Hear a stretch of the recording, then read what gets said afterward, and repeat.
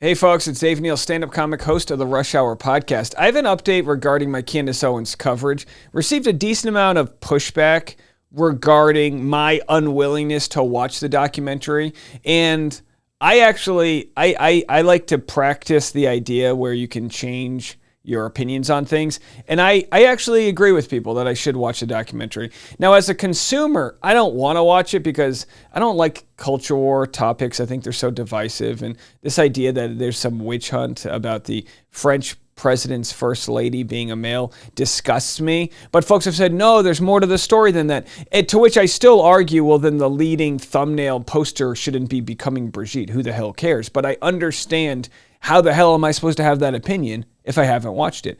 I guess I've infuriated a bunch of people. Now, I don't believe in audience capture, the idea that you have to play to what your audience wants, but I do believe in being fair. And I think it is hard for me to cover this upcoming defamation case if I haven't really consumed what the documentary is all about. So I'm vowing to this weekend, and trust me, I've got better things to do, but I got a lot of landscaping to do outside. So while I'm mowing the lawn, I will check this out. I'll just read one comment because I probably got 100 of these, maybe even more, in response to me saying why I didn't want to watch the documentary. No.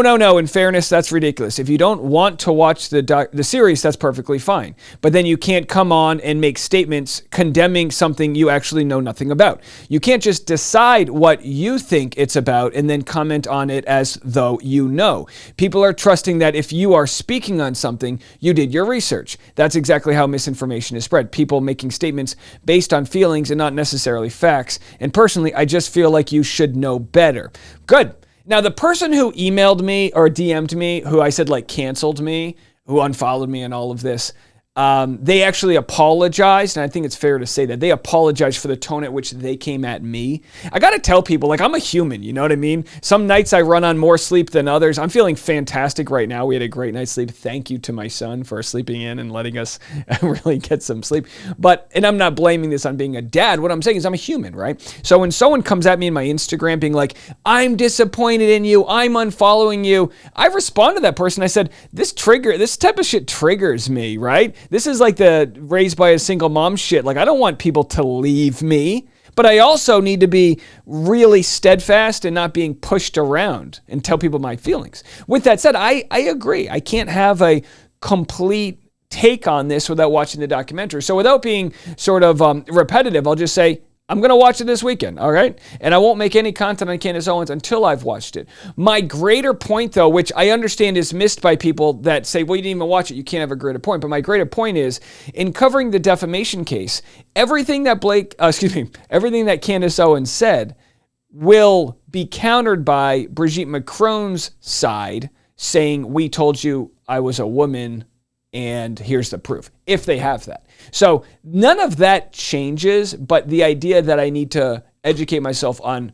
everything Candace reported, absolutely, I'm going to go down that wormhole. I'm not promoting anybody else watch it. You can do what you want, but I do understand that this is a story I'm going to want to cover for a long time. As the story actually gets bigger, in my perspective, I go, this is a massive international defamation case. So I do need to get educated on it. You've been heard. And I'm not just saying that because you guys have greatly unsubscribed. No, we did lose a couple subscribers, but that's always fair. A large amount of our followers we got from Justin Baldoni and Blake Lively, or a decent amount, also follow Candace Owens, and she has our audience. I'm pledging to you right now, I will not be captured by you. I will give you guys my honest thoughts. And also, I'm open to changing my opinions on things, which is, I agree with you. I should watch this docu-series if for any reason, just so that I can properly defend whatever points I have. I'm also going to let you know, I'm going to try to watch it objectively and not as someone who side-eyes Candace Owens. Okay, I'm going to try to watch it objectively, and then I'll get back to you with all of my thoughts regarding the defamation case, and we'll see where it plays from there. Candace Owens actually shared her reaction to Brigitte Macron's lawyers as they were on, I believe, CNN covering this, and I got to tell you, I'm not a body language expert, but I do think it'll be interesting to see Candace Owens' tone moving forward as this sort of reality sticks in. I see Candace kind of like I see a lot of people, like myself even, who I see someone who, when you come after her, she comes after you hard too. And will she continue doubling, tripling down on that? Or will she, kind of be quiet? They always say when you're in like these court battles, you kind of have to shut up and let it play out in court. We'll have to see. I won't shut up about it. I'll continue to cover this. Just a quick update to you folks out there. You've been heard. No ego whatsoever. I'm going to go mow the lawn. I'm going to go watch this docuseries. I'll get back to you. Have a good weekend, everybody.